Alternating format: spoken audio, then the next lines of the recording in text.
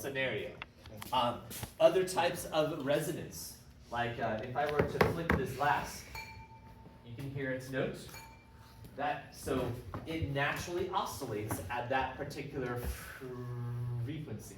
So if I were to record that with the microphone and then play it back with a speaker, the sound waves that I am exposing it to will actually make the cup oscillate and make its own noise. Just like we saw last class with the tuning fork and the glass tubes, the air inside was at just the right length that when exposed to just the right pitch, it induced the air to make the sound as well. Because at that particular point, the air was, the air column had the resonant frequency equal to that of the tuning fork. Elijah. Is it possible that you could demonstrate again, since I wasn't here last class, with the tuning fork? Are you able to? Yeah, I can. My tube's back there. It's dry now, but I'll get it wet just for you. Thank you. There you go. Okay, so, yeah, now, imagine, so if we turned up the power, so if we turned up the speaker on the glass, it would make it oscillate with a greater amplitude. Okay, again, because the whole point of the resonance is it increases the amplitude of oscillation. So the music or the notes that I'm playing is going to make it oscillate. If I turn it up, I'm increasing the volume, and we know that the volume goes to the amplitude of the sound waves. So it's going to make the cup or the glass oscillate with greater amplitude, still at the same frequency, but eventually the glass is going to break. Okay, so this is kind of like, or exactly like if you've ever heard of an opera singer breaking champagne flutes with their voice. Okay, which is possible, and it definitely has happened in the past. Not so much in nowadays, but it would be very difficult to break this particular glass with a human voice, because it's so thick, and champagne flutes, especially expensive ones, are very, very thin pieces of glass because they're very light. That's the whole point. So it's easier to break the glass if it is thinner versus if it's thicker. So it's kind of cheating? Huh? So it's kind of cheating? It's cheating death. Yeah. It's refusing to die. Wait, if it's expensive, I why does it break so easily if it's expensive? because the glass is thin, and it's harder to get the glass thinner, but it's more luxurious or whatever. Yeah, Like, awesome. it feels better in your hand. You touch it too wrong and it just snaps. Huh? You touch it too wrong and it just snaps. Well, I mean, essentially, you could squeeze it too hard and it would snap. My glass is Yeah. breaking the dishwasher. Really? Yeah. Okay.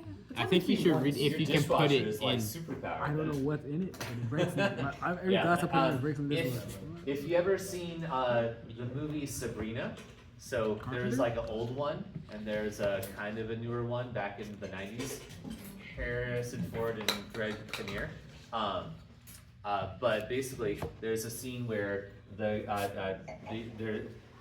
there's two rich sons, okay, and so the younger son, he's like the like the playboy, like he's all about the girls and the stuff, and so he has this habit of when they have parties at their house, because they've got a giant house, and so they give rich people parties. And so he takes a couple of champagne flutes, sticks them in his back pockets, and takes a bottle of champagne, takes the girl that he wants over to the garden, and they have some alone time.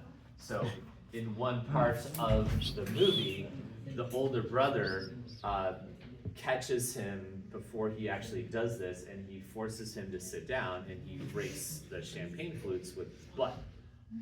Of course, then there's the whole issue of, his butt now hurts, and that's part of the story. But but yeah, so the thinner the glasses are, the more easily they can break. So if you could squeeze it with your fingers and break, of course I'm not gonna try it with this one because I like my fingers. I'll try it. Also the easier chance it I'll is try to it. break I'll the try it. sound. So, but it is possible. I've never actually done it in class, but I think that that'd be really, really cool to try I'll to do do. it for $5.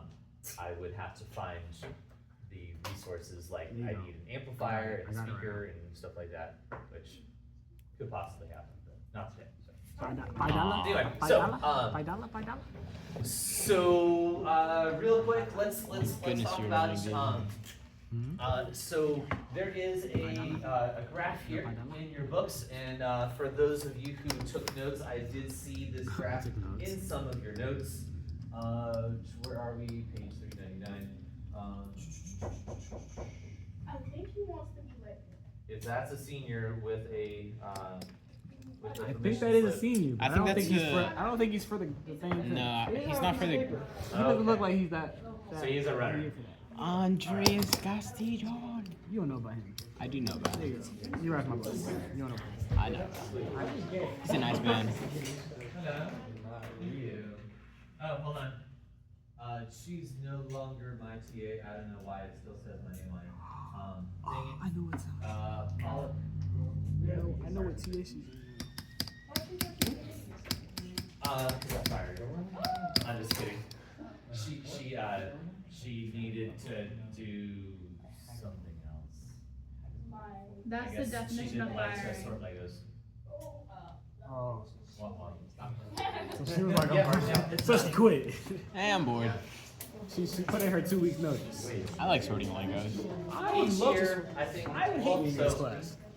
some years If I I could get deal like with it within one my life, TA no. that's like, I'm taking I really don't want ideology. to do this. I'm taking I'm like, okay, biology well, and find another teacher. That's fucking stupid. If you don't want to be here, I don't want you here either. Hey! Well said. Well said. I mean, That's great. I mean, Miss P. I'm polite about it, but if they're not happy here, then find a place that you can be happy. Aww. You know, like, I'm not gonna make you stay here if you're, not comfortable. And if you have an option to switch out, then I want to be let's do it. You know? I want to be Miss Perupsky's TA so bad. Okay, so the last graph here, it's on page Put in the caption. Stop 397. deleting my shit. Okay, so it shows us, so the amplitude's on the y-axis here, and the driving frequency. So the driving frequency, this is like if we go back to a mass on spring, okay? So mass on spring, and it oscillates. Remember, It's gonna be theory those of the mass on aggregation. spring equation, 2 pi square root k over m. But remember, we're talking about frequency now. So the frequency is actually the inverse of this. So that's 1 over 2 pi square root of m over k.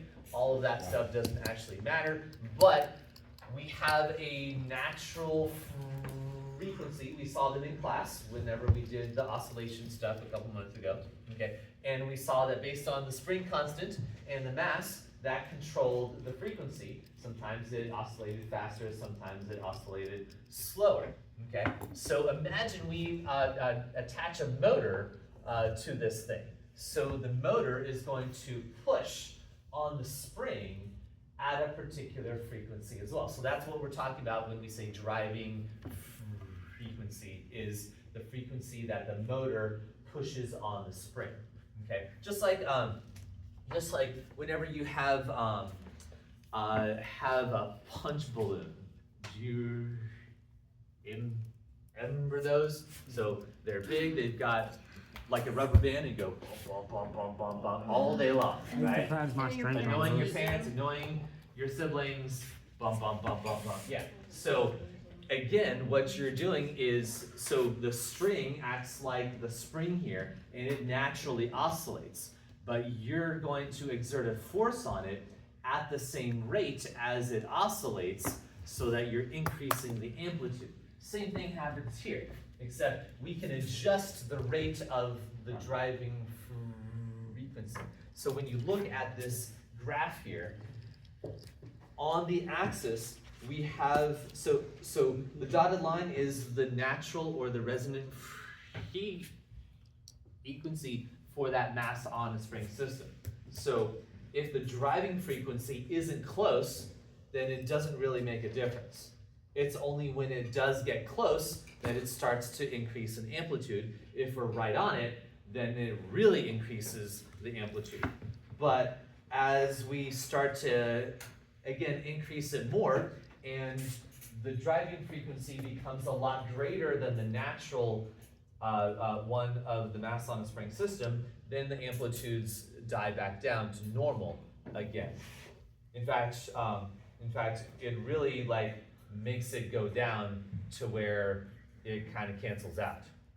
But notice here that the lines here, so we've got the red curve is light damping, okay, which kind of makes sense because if we've got light damping, there's a little bit of frictional forces acting to reduce the energy, but the resonant, the driving frequency is going to increase the amplitude in spite of the damping.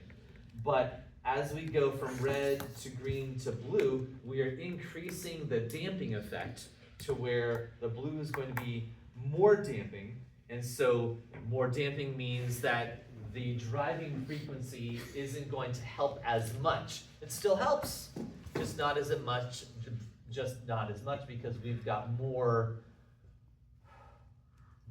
damping, more frictional forces, so the resonant driving frequency isn't going to be helping as much. However, and here's a small note that you may or may not have caught when you were copying this down in your notes, okay? Look at your blue curve. The peak of the blue curve has been shifted from the resonant frequency line, okay? That's key. That's a subtle thing that we may not see at first glance. So with more damping, okay, we find out that the driving frequency that helps out the most is actually a little less than the natural resonant frequency of the oscillator. So the more damping it is, there's a bit of a shift to a slightly lower driving frequency that'll produce the maximum effect. So there's that graph as well. All right, and just a couple more things, and then we'll be done here. It does mention real briefly, which kind of connects to, remember the spring potential energy. Our spring potential is going to be 1/2 kx squared, where if we stretch it out and we let it go, that maximum displacement we call the amplitude. So the energy is proportional to the square of the amplitude, which is true for all waves as well. So now we're going to go back to talking about waves here. So the amplitude squared gives you an idea of how much energy our wave has. So let's say we go to the beach, and we like to play in the waves. So we see a wave, it comes in and it hits us. That's fun.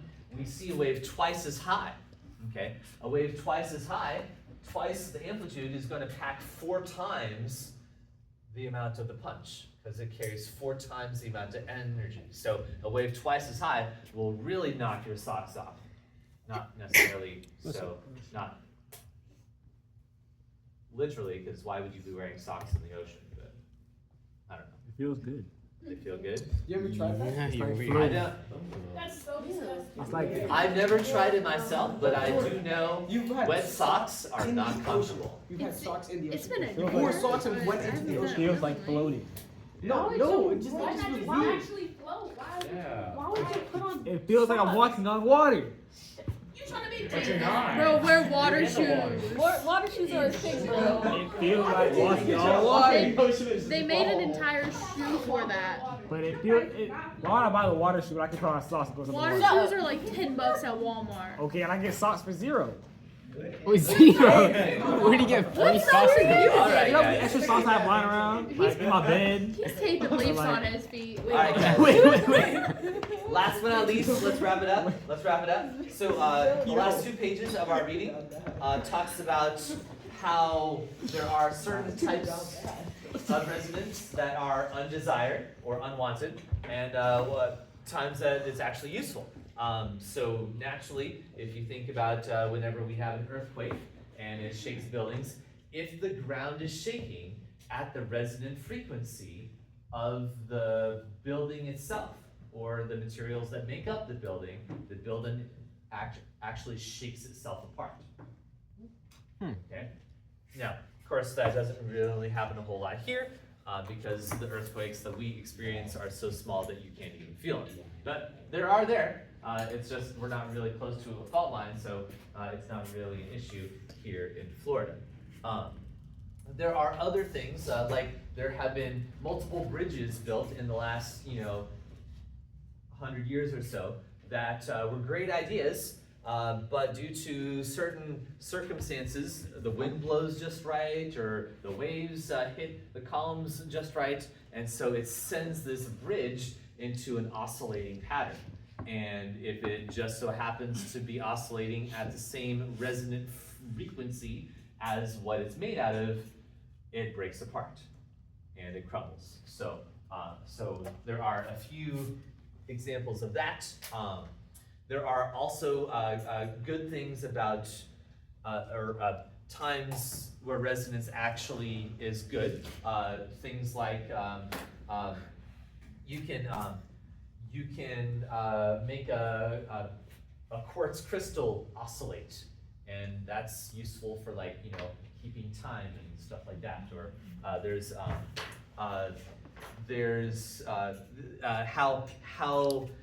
how the microwave ovens work that we use is the microwaves are tuned to exactly the resonant frequency of the water molecules. So as it's exposed to the microwaves, it excites the water molecules. They begin to vibrate more, and we know that the temperature is a direct proportion to how fast the particles are moving inside the object. So if we can induce the water molecules to oscillate with greater amplitude, they're going to oscillate faster. We're essentially heating up the food. What does E mean? Which is why if something like, let's say that you try to warm up a piece of stale bread, okay? Like let's say that you have a piece of bread that has been out for days. It gets stale, it gets a little crunchy, some stiff, so you try to warm it up. It's really not going to get a whole lot warm because all of the water, or most of it, has actually gone away from the bread. That's why it's stale, that's why it's crunchy, because it's no longer moist. But the more water you have in the food, and usually you don't have a problem with it because the food already has a good amount of water inside of it, so it's got no problem trying to warm up in the microwave. But if it doesn't have water, like if you're trying to microwave dehydrated something, it's not going to work because most of that water has been sucked out to begin with. It's not going to work because the whole point of the microwaves is that Dehydrated soup. it excites the water molecules to vibrate faster Doesn't make any because sense. of It's just resonance. chunks. Because they are tuned to the exact Dehydrated soup. It's just chunks. frequency that water naturally oscillates at. It's just chunks of So, food. cool stuff. All right, and that about wraps it up for today. Yes. So, short lesson. We got some pods here. There's no quiz for today. We do have one more lesson on Monday talking about the Doppler effect. Okay? Do we have So, a study guide for the test? yes, we do, and they're here early. If you want to pick it up early, you may That's do really so. early, Jordan. They are Jordan, take right a here. 1-7. So feel free to take 5, and then you can spend the rest of our time working on our pods. You need to take a test. You realize how much stuff? Yeah, I know. Jump into I it. just one more day. February 28th. You know tomorrow's the last day of February, right? Yes. Something to show me. Oh, Oh yeah, notes from today.